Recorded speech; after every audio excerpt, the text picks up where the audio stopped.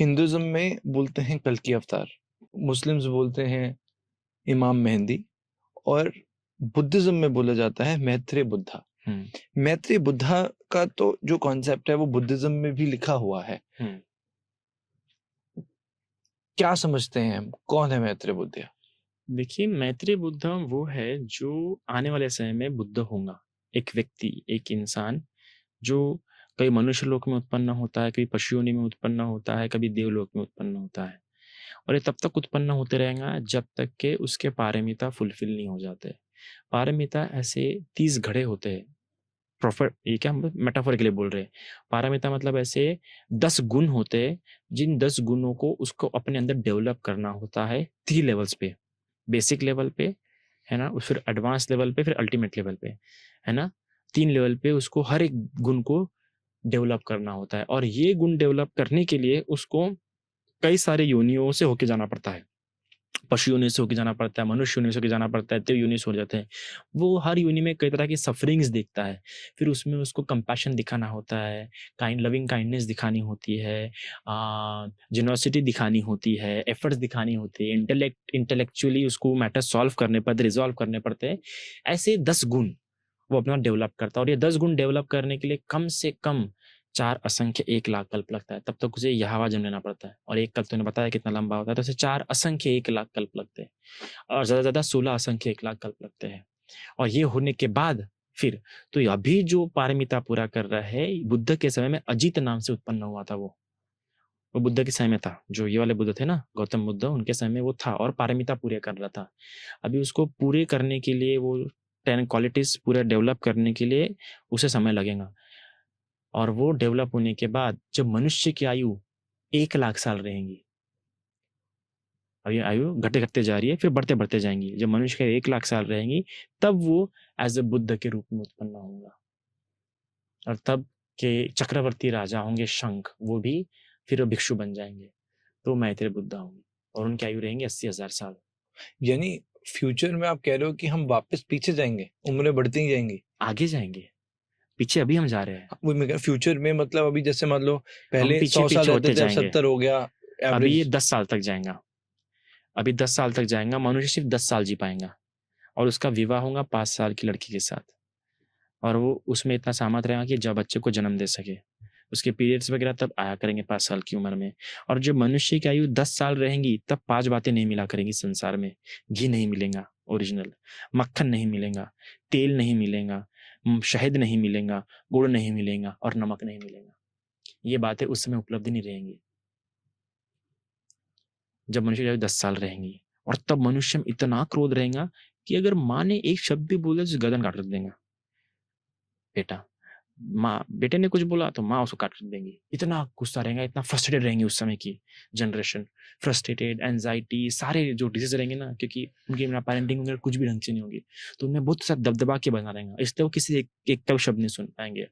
फिर इतना खतरनाक युद्ध होगा, इतना खतरनाक युद्ध होगा, लगातार 7 दिन तक चलते रहेगा। उसमें से कुछ लोग रहेंगे इंडिविजुअली, है ना, जो थोड़े बहुत मैच्योर रहेंगे, थोड़ा डर, थोड़ा भय रहेगा उनमें, वो अपने अपने आप को जंगलों में जाके छिपा लेंगे, गुफा में जाके छिपा लेंगे, और तब तक निकलेंगे जब तक ये बाहर शोर लगा रहेगा, तब तक बाहर नहीं निकलेंगे।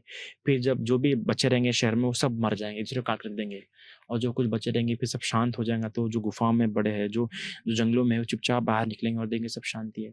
और जैसे एक दूसरे को देखेंगे उनमें एकदम प्रेम जागेगा, अरे तुम बच गए, अरे तुम बच गए, शुक्र है तुम बच गए।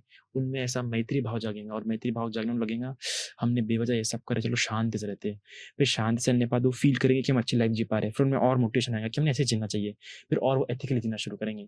फिर 10 साल से 20 साल, फिर 20 साल से 40 साल, 40 साल से 80 साल, 80 साल से 60 साल, इससे बढ़ते बढ़ते बढ़ते 1 लाख साल तक मनुष्य की आयु रहेंगी। तो ये पहले अभी घटते घटते आई, और ये बुद्ध जो उत्पन्न होते हैं घटती हुई आयु में उत्पन्न होते हैं, बढ़ती हुई आयु में उत्पन्न नहीं होते।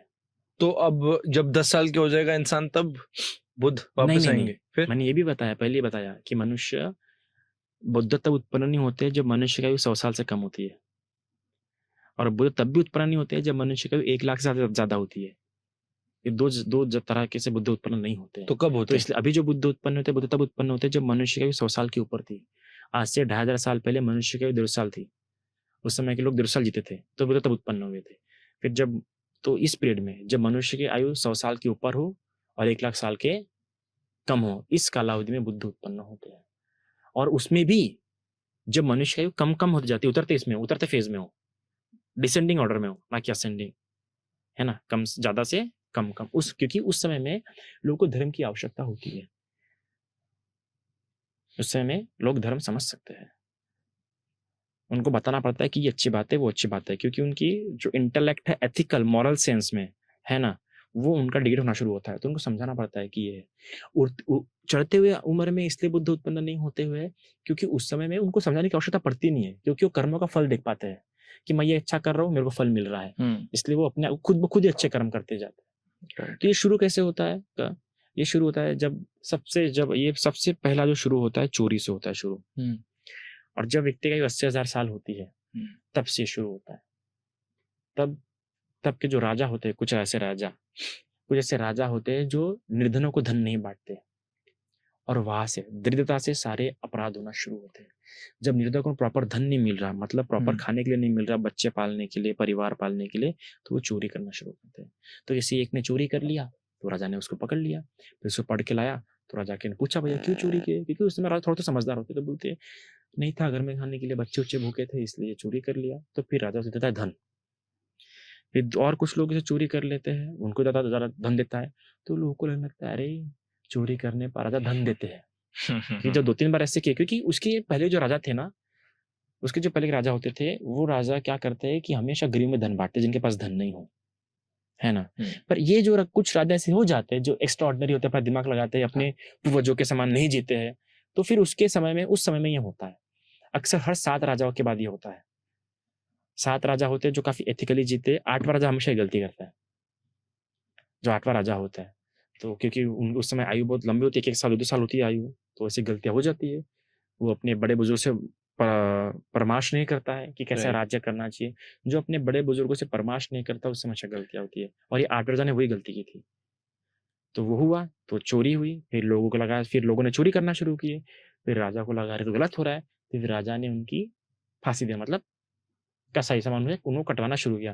फिर जो लोग थे, कुछ लोग बोले यार राजा शस्त्र रखता है, राजा हमें काट देता है, तो क्यों ना हम उन लोगों को ही मार डाले जिन लोगों को हमने लूटा है, जिन लोगों ने चोरा, तो कोई गवाह रहेगा ही नहीं। तो फिर वो भी हथियार रखना शुरू होते हैं। तो यहाँ से शुरू होता है हथियार रखना आवाम में।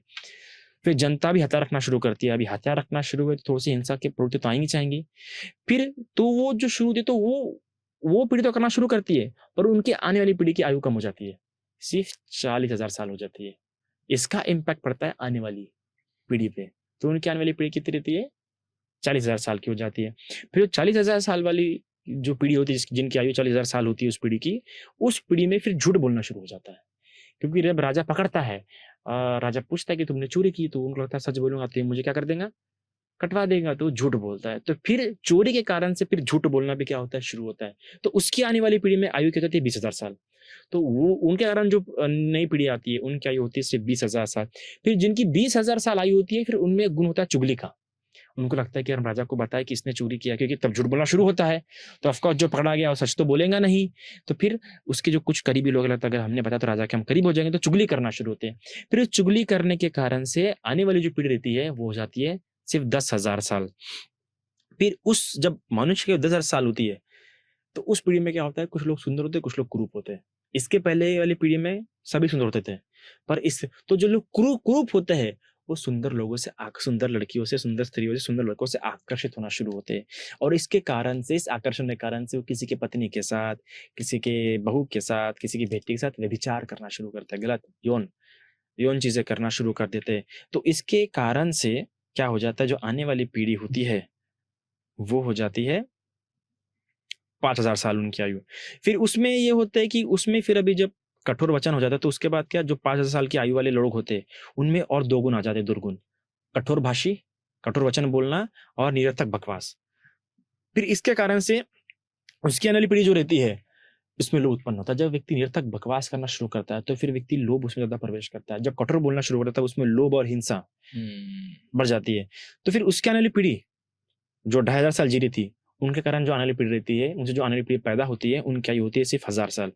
और 1,000 साल जब मनुष्य की आयु होती है, तब से शुरू होता है मिथ्या धारणाएं, नई नई धारणाओं को मानना, जैसे कि इल्यूमिनाटी होती है, ये होती है, वो होती है, ऐसे अलग अलग संस्थाएं बनना शुरू होती है। फिर उसके बाद जो अलग अलग देवी देवताओं को पूजना शुरू करते हैं अपने लाभ के लिए।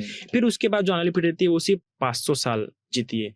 और जब यहाँ से शुरू होते भिन्न भिन्न धर्म उत्पन्न होना, भिन्न धर्मों का अस्तित्व तब शुरू होता है जब मनुष्य की आयु सिर्फ रहती है 500 साल, और उसके कारण से फिर होता है उनके आने वाली पीढ़ी जीती है सिर्फ 250 साल।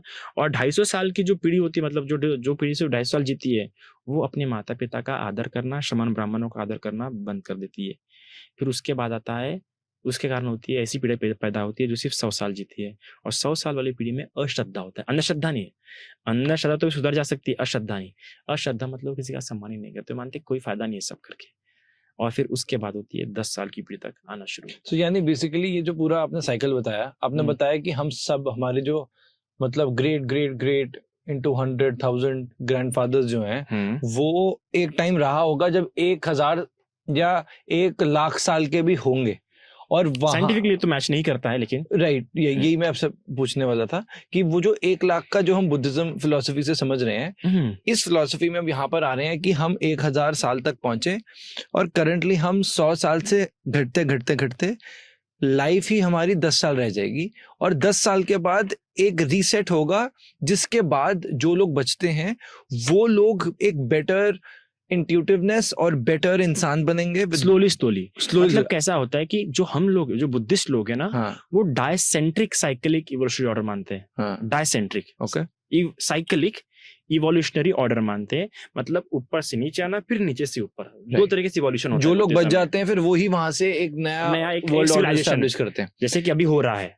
अभी जैसा वॉर होगा, जैसे कि हमारे ह्यूमन राइट्स कैसे बने थे, पहले वॉर हुए, वर्ल्ड वॉर हुए, इतना नुकसान हुआ, फिर लोगों ने फिर क्या ह्यूमन राइट्स बनाए। अब फिर होगा, अभी नए राइट्स बनेंगे। उस समय क्या हो गई थी, 5 पावर्स पावर में आ गई थी, कैसा अमेरिका, फ्रांस वगैरह, उन लोगों ने यूएन बनाया, मेंबर बने, हुआ। अब फिर से वही काम हो रहा है, अब फिर से फिर नया ऑर्डर आएगा। ठीक है, मतलब we believe in the descending evolutionary theory. तो जैसे जब आप हिंदुइज्म में बोलते हैं कि जैसे कलयुग का अंत बोल देते हैं कि ऐसा होगा, so is it near about कि एक जो वर्ल्ड ऑर्डर जब खत्म होता है, उसको हम बुद्धिज्म में कहते हैं कि जब 10 साल के सब हो जाएंगे तब ये जो वर्ल्ड ऑर्डर चल रहा है ये खत्म हो जाएगा, और उसके बाद से एक नया वर्ल्ड ऑर्डर एस्टैब्लिश किया जाएगा। बिल्कुल ऐसा। ओके, सो जैसे हिंदुइज्म में बोला, हिंदुइज्म में ये होता है कि वो किसी अवतार पे बोला, यदा यदा हि धर्मस्य ग्लानिर्भूता भारत अभ्युत्थान धर्मस्य यदा स्वजाम्यहम्। तो वो लोग मानने की जब जब धरती पे पाप बढ़ेगा, कोई ना कोई व्यक्ति आएगा। बुद्धिज्म ऐसा बिलीव नहीं करता। ओके, तो जैसे हम बोलते कल की अवतार जैसे का एक कॉन्सेप्ट है, मे बी उसकी परसेप्शन, आप आइडिया वही है कि होगा ऐसा, वर्ल्ड ऑर्डर बदलेगा, बट वो तरीका आपका अंडरस्टैंडिंग का वो अलग है। एक साइकोलॉजिकल सिंपल अंडरस्टैंडिंग है, जो दलदल में पूरा गिर चुका है, उसका हाथ भी बाहर नहीं दिख रहा, आप उसको निकाल पाओगे क्या?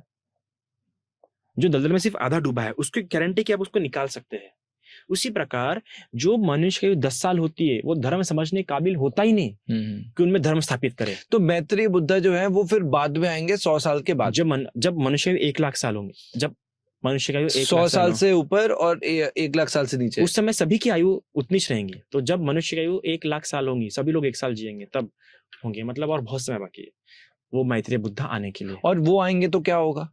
वो आएंगे तो क्या होगा, लोग निर्वाण मुक्ति प्राप्त कर पाएंगे। उनके आने से जीवन तब भी सुखी रहेगा। ऐसा नहीं कि जीवन सुखी नहीं रहेगा, तब के लोग भी बहुत सुखी रहेंगे, उनमें भी धर्माचरण रहेगा। धर्माचरण मतलब कैसा, वो 10 अकुशल कर्म नहीं करेंगे, वो किसी पंथ में नहीं रहेंगे, जैसे हिंदू पंथ या भिन्न भिन्न जो पंथ है वैसे पंथ में रहेंगे। वो हिंसा नहीं करेंगे, वे विचार नहीं करेंगे, झूठ नहीं बोलेंगे, चुगली नहीं करेंगे, चाड़ी नहीं करेंगे, व्यर्थ की बकवास नहीं करेंगे, लोभ नहीं करेंगे, द्वेष नहीं करेंगे। भगवान बताते हैं जब मनुष्य की 1,00,000 साल होती है, उनमें सिर्फ 3 ही रोग होते हैं और कोई रोग नहीं होता है। एक इच्छा, दूसरा उपवास, तीसरा बुढ़ापा। ये सिर्फ 3 ही प्रॉब्लम होती है उनमें, और कोई प्रॉब्लम नहीं होती उनमें। जब मनुष्य 80,000 साल 1,00,000 साल होती है, उनको बाकी से धर्म की आवश्यकता भी नहीं होती है, वो अपने आप में धर्माचरण करते हैं। वो कैसा व्यवहार रखते हैं, उनका 4 बातें धर्म होती है। सबके साथ मैत्रीपूर्ण व्यवहार करो, करुणा रखो, मुदिता रखो और उपेक्षा रखो अपने अंदर में। यही उनके धर्म होते हैं उस समय में। पर अब थोड़ा सा अगर हम ऐसे देखें साइंटिफिकली, 1,00,000 साल साइंटिफिकली तो तेरी मैच होती नहीं, मैंने पहले ही कहा, बट वी बिलीव कि ऐसा भी एक स्वर्ण युग होता है मनुष्य में, व्यक्ति को धर्म की आवश्यकता नहीं होती है। व्यक्ति अपने आचरण से, जहाँ पे वो किसी आद्य पुरुष किसी ईश्वर से बंधा हुआ नहीं है, बल्कि स्वयं के आचरण के बलबूते पे इतनी सुंदर जीवन जी सकता है। मनुष्य इतना सुंदर बन सकता है, एक ऐसा समाज निर्माण हो सकता है जहाँ पे सब मैत्रीपूर्ण रह सकते हैं। क्या मैत्रेय बुद्ध इस वक्त तुषिता हेवन में रहते हैं? ये एक बुद्धिस्ट कंसेप्ट है, इसमें माना जाता है क्योंकि बुद्ध में 7 हेवंस मानते हैं। 6 एक मनुष्य लोक के 7, तो 6 हेवंस माने जाते हैं। उस 6 हेवन में जो चौथे नंबर का जो हेवन है तुषिता, तुषित ये संतुष्ट धातु से बना हुआ है। तुषित देवलोक के जितने भी देवता होते हैं वो कभी संतुष्ट स्वभाव के होते हैं।